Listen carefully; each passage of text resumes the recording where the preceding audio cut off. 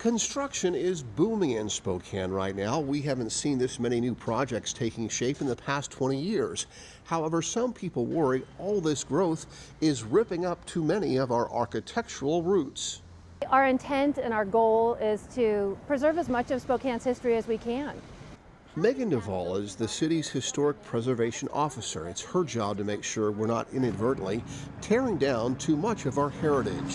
And that's part of what we use to tell the story of where Spokane's been.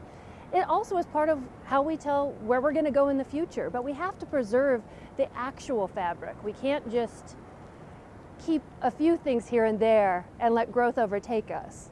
While preserving the historic Campbell House was a no-brainer, there's a city code that dictates almost every building more than 50 years old can be eligible for protection.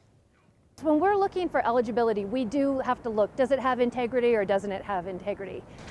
For example, Spokane's Historic Landmarks Commission was asked to decide if the Mayfair Cafe, once a pair of three-story buildings, should be saved or razed. The iteration of the Mayfair that we actually reviewed for its eligibility was a one-story building.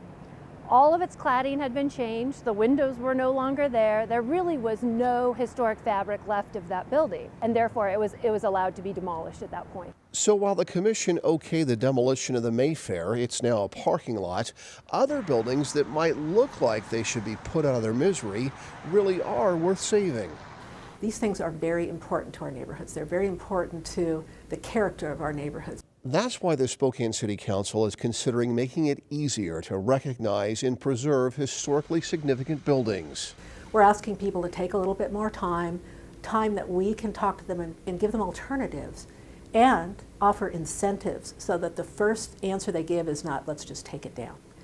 Those incentives for developers include tax credits, better pricing on city-supplied utilities, and grants for new facades and sidewalks. And that's why the incentive, so that it's not all on you to be able to bring your property up to the codes that we have today to make it an asset to the neighborhood.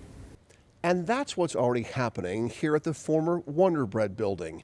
Instead of turning this place into a pile of bricks, developers are renovating this old bakery into a series of shops, art studios, and outdoor hangouts.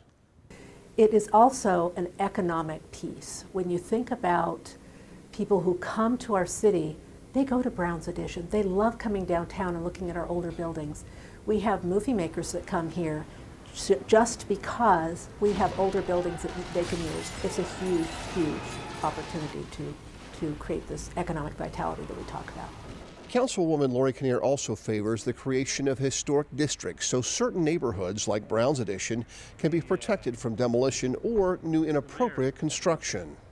And that's important to them because of what we talked about before, the character of their neighborhood, why people choose to live in Brown's Addition. Kinnear says protecting Spokane's architectural heritage is good for tourism and brings neighborhoods closer together. That's why she's asking her fellow council members to strengthen the city's preservation and demolition ordinance.